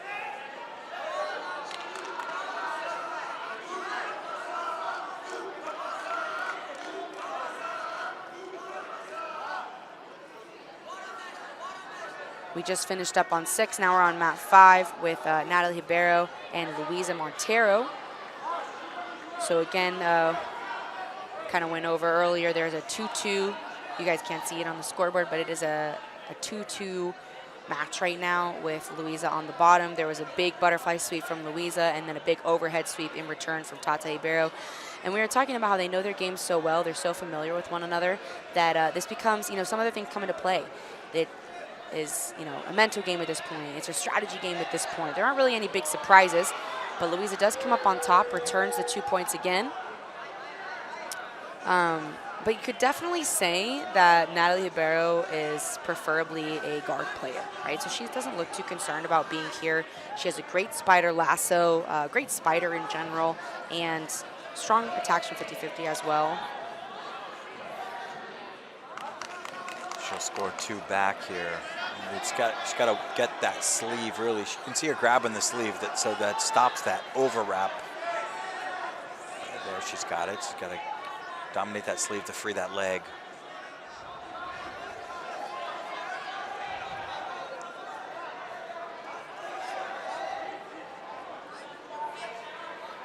Yeah, and so you see the, you know, she comes up on top, and then now, Nice arm wow. lock. That's a nice arm wow, lock. tight. Got and it. she gets the tap. That was a huge arm lock finish by Louisa. And what made that so devastating is that right as she brought her hips over to the top, all her hips were in the air, so all the weight comes down on the back of that elbow. That was a sneaky arm lock. It's right from 50-50, and Natalie Hibero did not have much time to tap. She tapped hard once she got to. she clearly just didn't see that one coming. That was, I didn't see it coming. Just sneaky thread the leg through, and all of a sudden, boom, the grip broke, and there's not much for her to do. Hips into the elbow, that's it. Yeah, incredible finish there by Louisa Montero. So that'll leave Natalie Hibero with the bronze medal. That will put Louisa into the finals tomorrow against Bia Mesquita. Incredible finals match that we're going to get to watch tomorrow evening. And a beautiful start to our lightweight division final tomorrow. So we're gonna move back to mat 7, and we're gonna be able to see Ana Carolina Vieira Baby. After this replay, we'll be able to see Ana Carolina get started in the semifinals in the medium heavy division against Fernanda Yukari from IBJJF. So we'll see that over there. Wow, just the hips in the air dropping down on the elbow is yeah, it was. It just got incredible. That arm in the armpit, and that's it. Wow, and a big toe hold battle on mat 6 as well between Andressa Sintra and Claire Norris. So now we're here on mat 7. You have Ana Carolina just in time to see her huge passing pressure. She's known as such a pressure passer, and we could see why, right? Wow, stapling onto the back, and an incredible guard recovery. Incredible guard recovery by Fernanda. That, she was stuck. She was stuck on her back and came back to life. And Ana Carolina now has 2 advantages, leading with 5 minutes to go in the semifinals of the medium heavy division.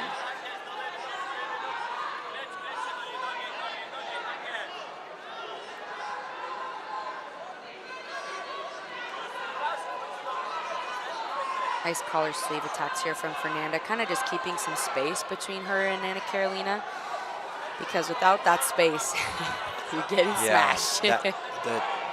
that right leg up right now, Ana Carolina has the left arm scooped under that leg. It's a bit of a problem. Fernanda's got to get her leg back out of there. There's just so much pressure coming in on that behind that right knee for Ana Carolina. Yeah, and she uses that left hand to elevate the hips, which is really nice. And we've seen this position so many times today. The right leg is stapling down. Her foot's on the inside, so there's no danger of the knee bar here.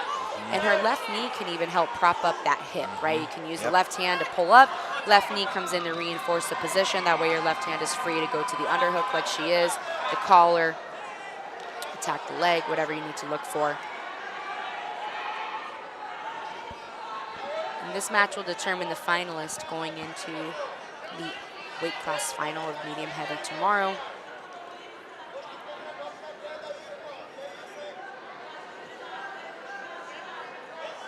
In a couple matches over on mat 1, we'll switch in a little bit. We'll have Philippe Trovo versus Anderson Muniz. And then after that, we will see Philippe Penna's first match of the weight class, excuse me, super heavy. He is in the finals of the open class tomorrow against Nicholas Marigali, which is going to be an incredible open class final for us. But hopefully he can get to the final of his super heavyweights as well. We'll start that campaign in a couple matches on mat 1.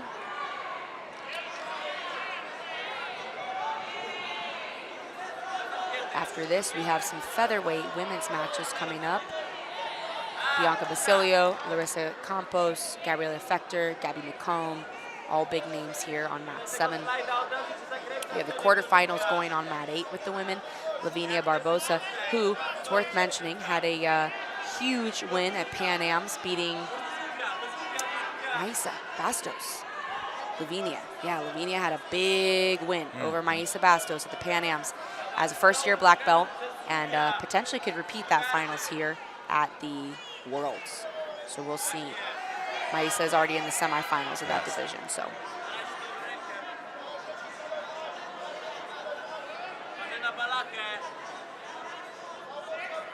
Yeah, 240 here. Ana Carolina leading by a 2-advantage lead.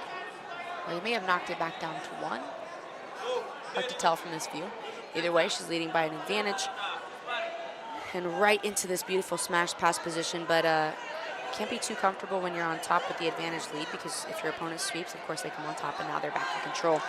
But I really love the use of the right knee on the back of the thigh, although now she moves it to behind the hip and finds the pant grip again with her right hand to control the hips of Fernanda. uses the right knee to staple that knee to the mat. That way she can't fully invert with Fernanda's right leg in the air, can't elevate that leg the way she would need to. And we've seen Baby in this position a couple times now, almost chest to chest in like a north-south inversion. And it's a dangerous position to be in. We've seen it a couple times today where the person on bottom can shoot up triangles, they can go into omoplatas, or they can bring their foot across and recover like we're doing here. Looking for a triangle is Fernanda, or an omoplata. Looking for an omoplata entry here. She stomps that left leg down and rotates to her right side. But Anna Carolina not making that job easy with some incredible posture, turning her elbow in, keeping herself in good position. Fernanda has I believe she has her sleeve under, Anna Carolina's sleeve under her leg, which when she inverts, that's why that's the sleeve I was talking about. So if she had it, it's free now. So I see.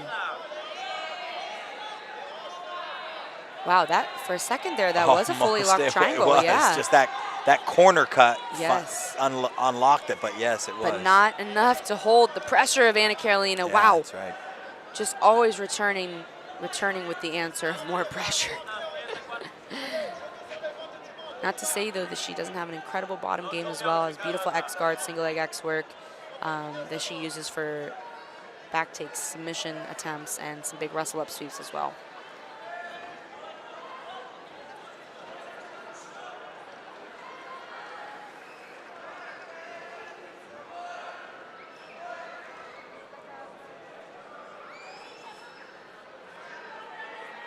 Getting a reset to the center here, about 45 seconds left remaining, and Anna Carolina leading by 1 advantage. They had 2 advantages on the board earlier. Looks like they took one of them back, or they just readjusted the score to be correct.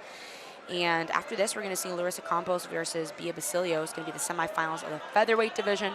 Directly after that, we have Gabby Fector versus Gabby Mccomb, which is also the semifinal of the feather division, meaning the winner of the previous match.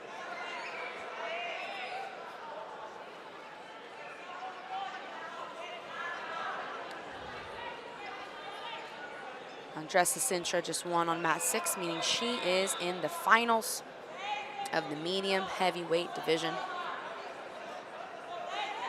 tomorrow. Anna Carolina still bringing that pressure in. 5 seconds to go. Big last-minute sweep attempts, though, by Fernanda. And we'll see if it's enough to score her an advantage. I'm wondering, but could be enough for an advantage. We're going to see here with you have 3 refs making that choice. Maybe if the hips hit the mat. Yeah, I don't know if Anna's hips did hit the mat. I'd have to see a replay for that. No. Not going to award an advantage, so the winner is going to be Anna Carolina, which puts her in the finals tomorrow of the medium heavy division.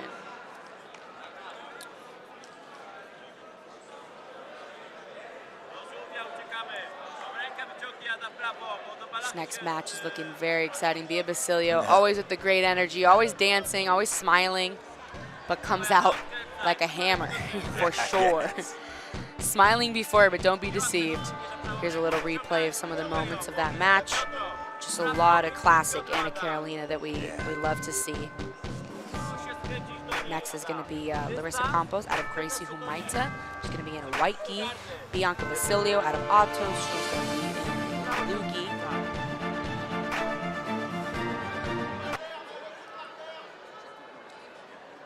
Bia Basilio is the favorite here, but not by an outstanding amount. Larissa Campos has an incredible style, very difficult guard to deal with, snaps on arm bars quickly. I mean, she's just very, very dangerous. Cannot underestimate her.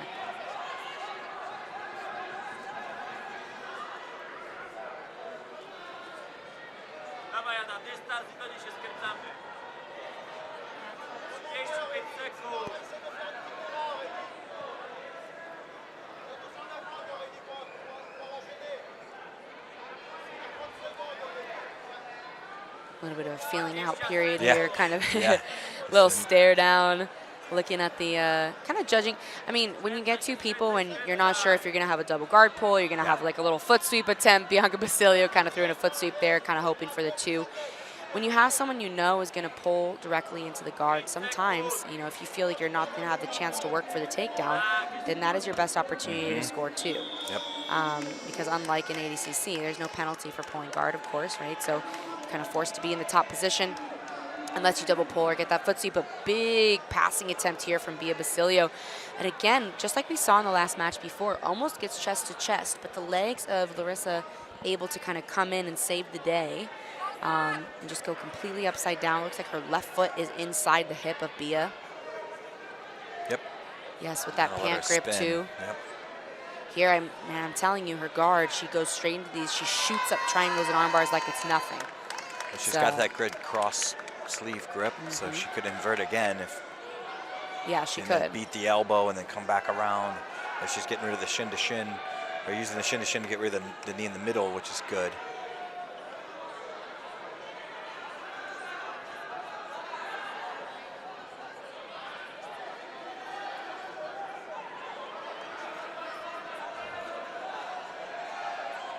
A nice fast knee cut around the guard, but then right into a double. See if she does a, and she'll go out of bounds.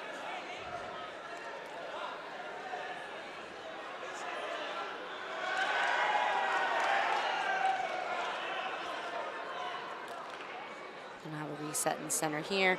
So Bianca's just going to keep her 2-advantage lead. And I have a feeling Larissa will pull right back into the guard. It's definitely her preferred position.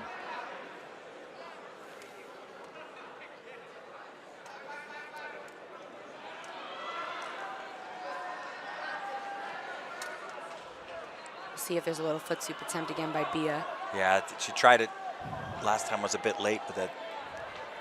Yeah, it's hard with this feeling It out is, with yeah. this feeling out period. You know, it's definitely has to do with who can reach the gi first. There's a lot of distance management involved, and you know, as sometimes as a spectator, it's hard to understand like why. Oh, you have a double pull possibly here.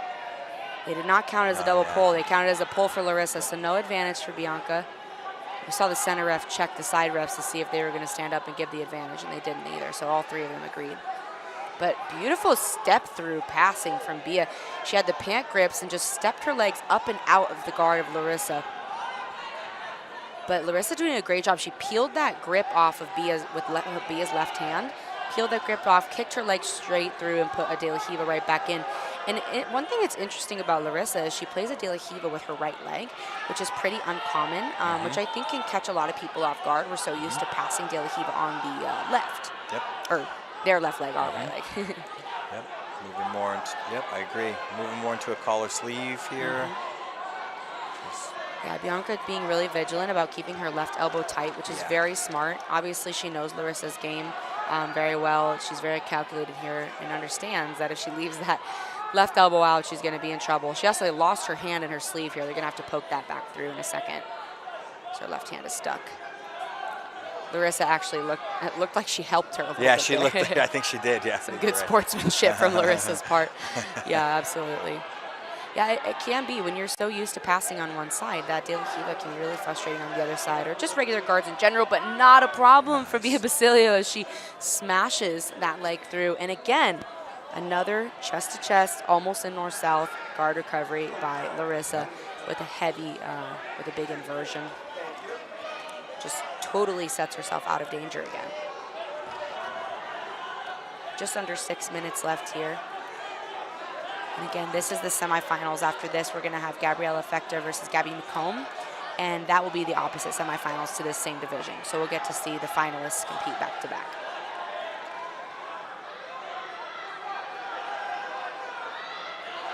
The other black belt divisions we have coming up is on mat 8, we're going to have Lavinia Barbosa versus Brenda Larissa, which is an incredible fight in the roosterweight division.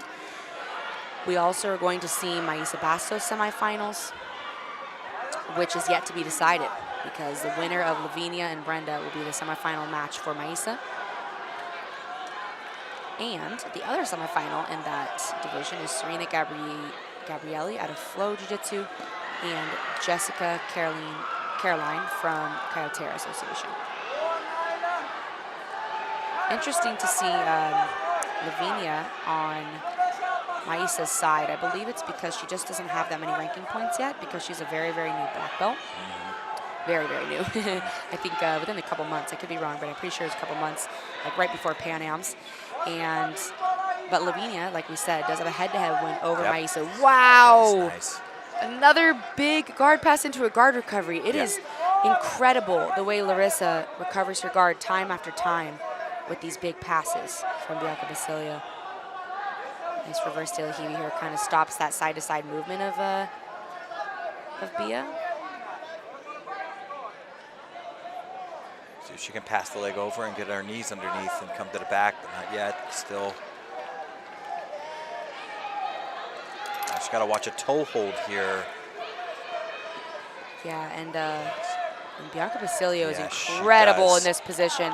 But we're going to have a double toe hold shootout, and both of them are looking very tight. There's a lot of extension from Larissa, but she had to let it go to defend. Yeah. And wow. Bianca got the isolation of that leg, which then, woof, the pressure just went way on as soon as she was able to get around the hip. And then big difference in pressure when you isolate a leg and when you don't have a leg isolated. Wow, big emotion and celebration here from Bia Basilio as she moves into her final, her world final match tomorrow. Yeah, that was very interesting with those toe hold shootouts or leg lock shootouts in general. It's a bit of a game of chicken sometimes, right? But it's a dangerous game of chicken because you're going to break your leg. That's right. Yeah, incredible work by both of the ladies. That guard retention is just insane. That's awesome. Insane. So next up, we're going to see the opposite semifinal. It's going to be Gabrielle Effective versus Gabby Mccomb. We're going to see who's going to fight Bianca Basilio tomorrow in the finals. Here's a replay of that first guard pull with the attempt on the foot sweep. Right into lots of heavy pressure by Bia Basilio. And this was the first 45 seconds of the match, too. Keep that in mind. Beautiful step through passing. I loved that sequence. That was amazing. Yeah, but there's that guard retention. You're getting around the guard several times, but then those legs would creep right in any space that was there. Yeah, Larissa needs to come out with a guard retention DVD, that's for sure. Here we see the toe hold. Yeah, and there's that right leg that goes over to the middle, so she was able to isolate that leg. And yeah, the problem with Larissa's attack there is that, like you said, she didn't have isolation of the leg. She was going for a toe hold, but it was a toe hold that she didn't have any control over the leg. She had her legs were on the outside, and so it's very easy to defend because Bianca can straighten her leg out to defend and rotate through and attack on her own. So now here we have Gabrielle Effective and Gabby Mccomb. Gabrielle Effective in the blue, Gabby Mccomb in the black. Newly representing Atos Jiu-Jitsu, Gabrielle Effective out of Checkmat. Just 30 seconds in here to this featherweight match. Big guard pull from Gabrielle Effective. Not surprising. She's classically a guard player for sure. Gabby Mccomb does quite a bit of both. Gabby Mccomb is another one of those athletes who really looks great in any position. She looks great top, bottom. She, she wrestles. She throws in some judo. She has a great jumping guillotine. Big spider attack here from Gabrielle Effective. Another double ankle tape, you notice, Sean. Yeah, that's right. Yep. Maybe disguising one weak side. I don't know. Yeah, we see a lot of those, huh? Look at this. Onto the foot. She off balance. Use that foot on the bicep to off balance Mccomb, and comes up for two. Yeah. Or maybe that's just the theme of the day. Maybe it's the trip. Maybe it's the good luck ankle tape. Yeah, and on mat 8 right now, we have another, we have a quarterfinals going on between Lavinia Barbosa and Brenda Larissa. That's the Roosterweight quarterfinal. The winner of that will go into the semifinal versus Myra Bastos.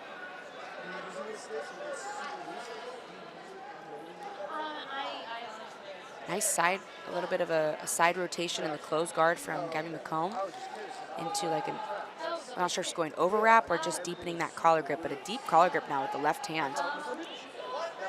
Almost an armbar entry there by Gabby Mccomb, but good readjustment by Fector getting square again, not allowing herself to be out-cornered. I like this choke Fector's using because it's a good one not only just to distract the guard player, but it's a good one to stand up and open the guard. Yes. The guard player has to respect that if it's on. Usually it forces the person on the guard player to release their grips too, that's right. Yeah. So then they have to defend, they have to grab your hands, and so it just frees up those collar grips. And that's a really smart thing for Fector because of the collar grips that Gabby Mccomb has. Now she opts to stand up all the way. Gabby comes with her. And I'm always interested in this position to see if the person on bottom will insist on pulling them back down like Gabby Mccomb is trying to do, or if they'll get like a body lock type position and hop up and try to get a quick 2, or finish the position, stay standing. And we see a muscle sweep here. Wow, beautiful muscle sweep from Gabby that led right to the back position. Incredible. Both hooks are in. She is going to get the 4 here. She got an advantage and her 4 points. 7 minutes in, she's definitely changed the tide of this fight. Yeah. Looks like she might be coming into the top position, going to look for the mount, but she doesn't have the seatbelt or the wrap around the head anymore. She's trying to readjust her left hand to the outside of the head, maybe try to pull her back in, but frees her instead. Yeah. And comes into the top position. Now she's going to be passing Fector's guard. So even though that was such a big sequence, it really, you know, this match is still only 4-2. Yeah, it's still very tight. Yeah, still a 4-2 match. Fector had that early sweep, and Mccomb came into the back position and then lost it when Fector came to the guard. Interesting, if you notice Fector's guard here, it's not a seated guard, it's like a pigeon pose. It is. It's pigeon from yoga. Yep, yeah. She's stretching. Yeah, she's in pigeon pose, and it looks like it keeps her very active, able to go back to her back or come up into almost like an ankle pick wrestle up situation. And this is actually how this is the position that you wrestle when you're low. You can put your knee under your chest, and you could be very strong there actually. Yes. So. Wow, big back exposure for Gabby Mccomb, but a quick roll through for Fector to come back to recovering. Wasn't quite enough of a movement to score an advantage, but it did show a lot of the power that Mccomb has. She's very, very powerful, especially for a smaller athlete. She consistently fights in open weights and does very well. You know, I don't think she fought in the open today. Probably this is, you know, she wants to focus on getting the world title in her weight class. But as a featherweight, and Fector actually competes in the open quite a bit as well, too. So featherweights going at it. Both these ladies consistently doing that. It's very impressive. Big post with the right foot of Fector, trying to keep that space away, and almost a choke here. Neck. Yeah, looks like, she's trying to put a choke on. One side on the collar, one side on with the foot, yeah. Whether it's actually looking for a choke or just looking to get Gabby to change her grips up, I'm not sure, but it's definitely working. Or at least keeping the posture broken. That right foot in is almost like a lasso position without the sleeve grip, though, so she brings it over the other shoulder. And now Gabby's able to capitalize with this over-under position. She has to be a little careful of the triangle here if Fector can get her left leg free, but it doesn't look like she is. Yeah, she's got better leg position now. Wow, nice beautiful pummel. leg weave. Yeah, beautiful leg pummeling here by Gabby Mccomb.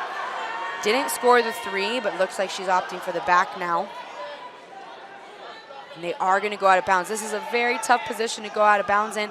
Wow. Yep. Gets the hooks in before the out of bounds call. Very timely for Gabby Mccomb for sure. Because again, we have to remember, if they go out of bounds in a rolling turtle position, they restart standing. So all the work that you did to get that one hook can feel lost in that moment. So Gabby now upped her lead to 8-2. She has 2 4-point scores from the back, 4.5 minutes to go. Definitely looks a little bit in better position on the back this time than she did before. She's starting to, she's sinking in a choke now. Yeah, it looks like it. Now might be on, yep, and there's the tap. Wow, amazing. Yeah. So that means we are going to see a finals match of Gabby Mccomb and Bianca Basilio tomorrow night. So let's head over to mat 8. We're going to finish up the semifinals here in the roosterweight division, and we're going to see Jessica Caroline versus Serena Gabrielli. And then after that, we're going to see an incredible semifinals match between Brenda Larissa and Myra Bastos. So that means Brenda Larissa did beat Lavinia in the quarterfinals. And Brenda Larissa will go against Myra. So Brenda Larissa, it's a bit of an interest. Here's a little bit of a replay here of Andressa Sintra. Oh, I'm sorry. I thought that was Andressa Sintra. That is not. That is Serena Gabrielli and Jessica Caroline. So these are the semifinals of the Rooster opposite Brenda and Myra. And interesting where the lapels are at right now. If you see, I'm trying to figure out where the lapels went. Looks like Caroline is now trying to go underneath and search for the back. Yeah. She has that pant grip, which can help pull the hips to where she needs to be. But because of Gabrielli's grip on the pants or on the feet, it makes it hard for Caroline to get that extension. Yeah, she's got a lot of back on the mat as well. It's going to slid away from her as well. Gabrielli does come up to the top position. Looks like she was already, or no, Gabrielli just scores 2. She has 4 points now to Caroline's 6. 2.5 minutes to go. And again, you know, over and over, we're seeing a lot of this lasso lapel. This is a little bit different this time as she passes it behind Gabrielli's left leg. An incredible flexibility of Caroline's guard. Oh, and into a big leg exchange here from Gabrielli, looking like she may be looking for a straight foot lock. Have to be careful here, though. If you do have the foot lock grip, you can't turn inside, but she released it. Caroline will come up for 2 more points, making her lead 8-4. Gonna reset to the center here. So again, with this left arm of Gabrielli, if she goes for a footlock grip, just make sure that she needs to go outward for the footlock. She can't go in, but she opts for the sweep attempt instead. So now she has a grip on the pants. Yeah, looks like they're going to check on the reap here. I think the foot got stuck in the belt as well, but she's got both pant legs, so if she can elevate and bring her legs underneath, I think that she had both pant legs. It would be almost like a double. She could easily come up as a double if they're... See Marisa Bastos waiting in the background. She'll be up next in the other side of the semifinal. She's obviously hoping to get through to the final, and if she does, she will be facing the winner of this match right here. So now this is the exception. You can go for the footlock in this direction if your opponent forces you to roll this way, which it looks like she did, but it's, you know, it's not an easy call to make in the moment. You might get scared to follow through. That tight, but she got it. She did. Caroline got that footlock, so now she is going to be in the World Finals in the Rooster weight. A lot of emotion here. Very, very excited is Jessica Caroline. And then we're going to see who she will meet in the finals on the other side with Brenda and Marisa. Brenda and Marisa have a bit of an interesting history because Brenda was the first in a very long time to beat Marisa in the AJP tour. I believe that was last year. And it was kind of like, I remember there was a lot of media about it because we hadn't really seen Marisa even challenged, like even remotely challenged at that time. You know, there's been a few up-and-comers now that are giving her, you know, tougher matches, but at that time she hadn't even been challenged. Brenda was actually still a brown belt because in AJP they have brown and black belts go together, like we said earlier with the women. But yeah, so since then Marisa did avenge that loss, but tough match nonetheless. Big win for Jessica Caroline into the finals tomorrow of the World Championships in the Rooster weight class with that straight footlock. And again, the reason she's able to go for that footlock is because Gabrielli forced that direction. She made a bit of a mistake, in my opinion, by going that way. It put her in a belly down style footlock, which makes it much tighter. So now we see here in the back Marisa Bastos with the yellow and green belt. In the blue gi, here's a bit of a replay. Oh, this is actually, we jumped over to some purple belts. We jumped over some purple belts here while we wait for mat 8 to get restarted. So you see some purple belt action on the screen right now. And the purple belt women have been going all day today, killing it.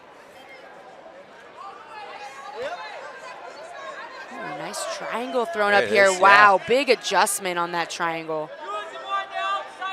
That was an incredible switch of position.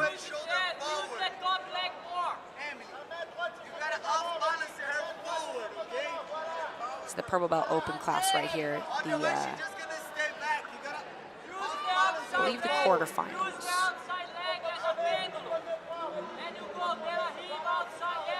Yeah, this is a very tight triangle to escape, and could also turn into an armbar at this angle. Yeah, that's what she looks like Almost she's going to coming go out the to. back. It's quite interesting. Yeah, you could should go for this ankle senkaku as well, where he goes to get the far arm. And we are back to mat 8 for our rooster weight semifinals match between Brenda Larissa and Myra Bastos. Brenda Larissa representing Fight Sports, Myra Bastos out of GF team. The reigning world champion, 2019 black belt world champion, Myra Bastos. And definitely the favorite, but like we said before, it's by, slim margin. Brenda Larissa did have a win over Myra. Myra avenged that. I forget exactly when that was, but close matches and going to be a tough match nonetheless.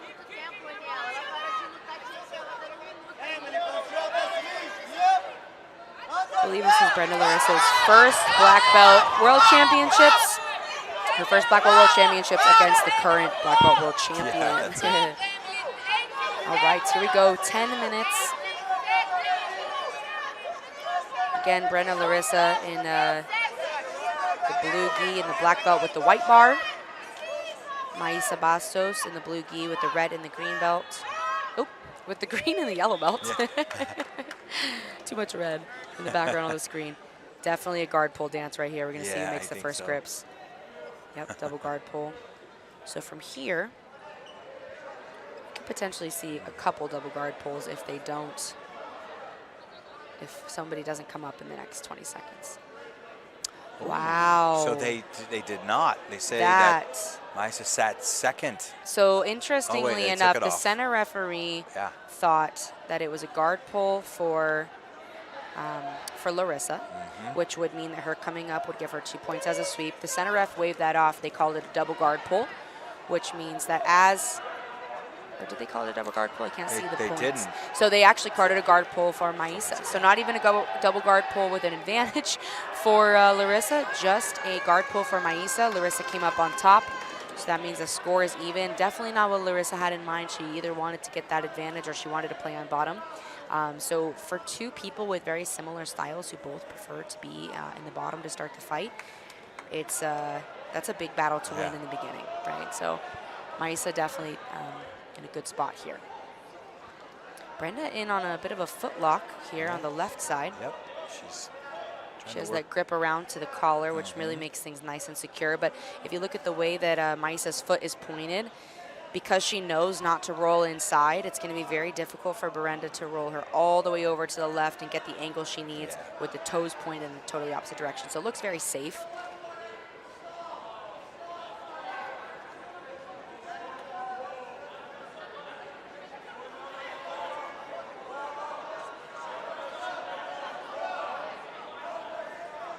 Big pressure from Myra here.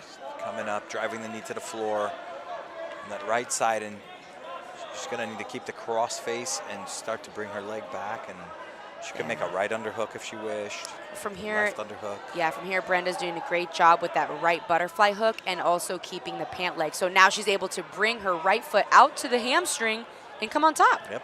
Wow, incredible. Two right back. Yeah, 2-2 here. That was a very near passing position for Myra, but Brenda did a beautiful job with her butterfly hook and just being a little bit patient with the grip on the pants, able to bring her right foot into the hamstring and use that to sweep on top.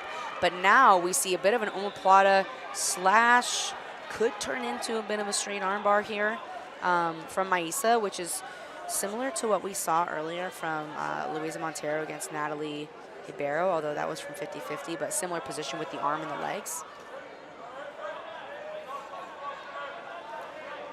Got a foot on the face here from Myra, just keeping a little space. I don't think it's intentional. No, yeah, look, Larissa's threaded her right foot through to try to get her left, to try to help get her arm out. Yeah, but now it's a full omoplata. There we go. Oh, and that's not good. Oh, wow, omoplata crucifix here. We saw this from Mason Fowler yesterday. This will be it. And a big choke here from Myra Bastos. A lot of crank on the shoulder, but she's almost all the way out, but Myra follows lightning quick onto the back and still has that choke in. Amazing what she does with her left foot to follow through. Big hip pressure, triangling her legs around the head. That's a back triangle as well. Wow. Cannot believe she turned that into a triangle, but she's not out yet. Nope. I mean, but it's not secure yet is what I'm saying. Brenda is still rolling out, and that is the right direction to go. So they're going to reset with 2. That's not going to be a DQ because that was the right direction to go in. Yep. So she'll score 2 from that, though, I think. Yeah, she Should scored get her 2. No, that's correct. I mean, that's what's in the rule book. Yep, if it's the that's right right. direction to go, Yep. it's 2 points. You know, if it's the wrong direction, it's a DQ. So a lot of people get upset about that, but that's the rule. And Gee, dodge a bullet right there. that was an incredible transition by Myra. What a highlight reel. Yeah, it was. Now we'll get to see a little bit of a different position on the double guard pull, see if Brenda's able to pull and either get the advantage or play on bottom.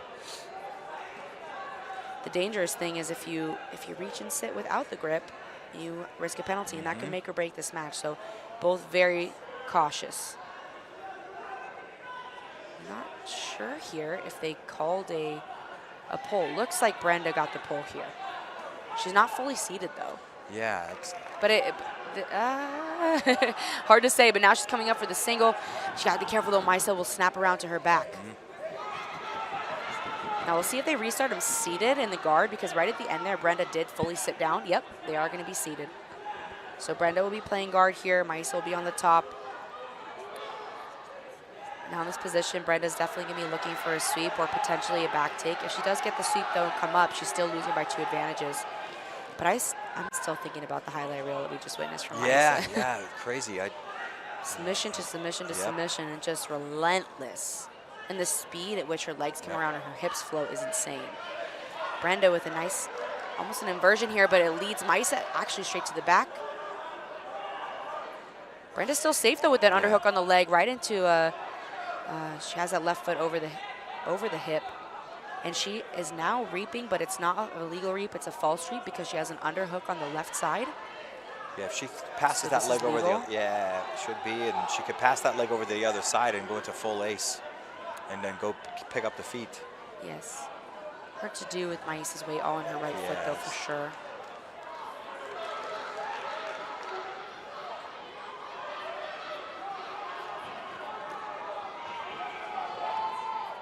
Yeah, we see some good posture here from Mysa Bastos, because Brenda does a great job at using her legs to push up on the hips and extend you and tilt you over. And Mysa with a good posture to counter that in a beautiful passing sequence from the left to the right. Now back to the turtle. Incredible, incredible speed here and just positional awareness. And the one hook comes in, stomps that right through and stays in the top position. I love when Mysa takes the back, she sprawls in rather than rolling through. I think she just has such great dominance from that bridge in position. It's incredible. Here we'll get to see a grip on the upper body pretty soon. Looks like she's already setting in a collar choke. Has a nice secure seatbelt. Gonna look to feed that collar grip into her left hand, going right under the chin. And she's gonna start to get her choke here. Just gonna bring her head up on the side, Again, really, really love the way she climbs to the top of the body, going back into the same choke that she was in when they went out of bounds, or before she started the triangle, excuse me. Wow, using the foot on the back of the head to amplify the pressure. But it's not under the chin, which is why I think Brenda's surviving a little bit. But when she goes to defend, she does run the risk of getting put into that triangle again when she reaches up with her arm, or reaches down with her arm. Yeah, now she got a deeper grip. So she goes back to the mount, back to that 2-collar bow and arrow again. She fed her hand a little bit deeper now. Yeah, and so leading with a big 8-2 lead, 3:30 left is Mysa Bastos. She goes back to the mount, sits back through, crosses the leg over that shoulder. Yeah, it's interesting how she swings her leg around and always ends up behind the head rather than falling off like the majority of people do. It's definitely a sticky situation we see quite often. But again, I love that she stays on top and really forces her opponent to go face down with that big hip pressure. It's a little bit less common, especially in the lighter weight classes, right? Yep. So it's very, very nice to see. See it a little more in the heavier weight classes. But I think Mysa is a rooster weight that does a great job of using heavy, heavy pressure. Yeah, she's got lots of pressure. See if she gets herself out to her right angle so she can basically cross the feet over the far arm there, the one that's fishing right there. If she can cross her left foot over the top of that bicep. But that's a good defense there from Larissa to 2-on-1 on that choking arm and pull it down. That left arm on the slack of the gi at the bicep. The other one must be on the wrist, I would assume. Yeah, I have a big switch to the body triangle now. So or not quite a body triangle, but she does have her left shin all the way across the stomach of Brenda, sticking out on the other side. So she could lock the body triangle, or she just keep it secure. But she's using her right foot to come back in and re-extend Brenda, Larissa. That's better for her right now. With the submission, yes. Yeah, she got the better leg position. See, Wow. there it is. There's the tap. A big scream from Myra, making it into another World Finals with a big submission with a very, very tough opponent in Brenda Larissa. Yeah. Like See Marilla Santana coaching in the back.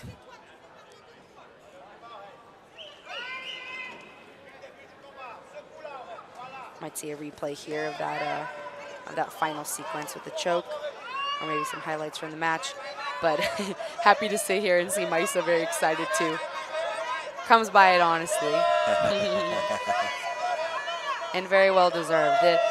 It's pretty rare to have a champion that is so dominant consistently year after year in the same weight class. Just no matter who the up-and-comers are, consistently coming and smashing, and in really dominant fashion too. We're talking 20, 30-point leads sometimes before the submission.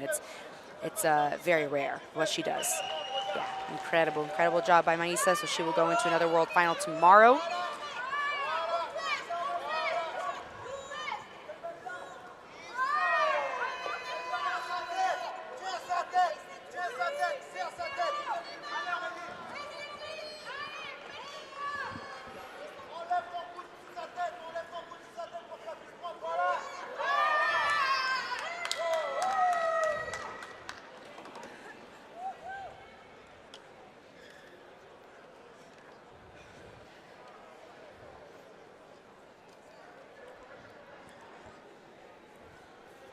So we are about to finish up here on day one of our Black Belt World Championships. Not day one of the Worlds, we are day one in our black belts here. And we had some incredible action. So tomorrow we're gonna have the last few matches of the weight class, and then we're going to have the finals of the Absolute. So tomorrow our two Absolute black belt finals. The males are going to be Nicholas Marigali versus Philippe Penna. That's And right. then the women's final is Yara versus Gabrielle Pasagna, which is also the finals of their weight class. That's That'll right. be a double up. It's going to be exciting. We have the quarterfinals of all of the weight classes down, so we'll really get to see some fireworks tomorrow. So it's very exciting. Yeah, if you guys missed any of the matches today, definitely go back and watch some of the replays, put on some clinics. I'm going to be studying a lot myself. And tomorrow, even more fire. I think some of these first round matches were literally so high level that they're potentially world final caliber. Yeah, absolutely. Right, so a lot of good matches to watch from today. But we'll be back tomorrow with much more action, so don't miss it. We're going to start right on time. Be ready, have your computer open, be ready to hop around mats, because we're going to be doing the same.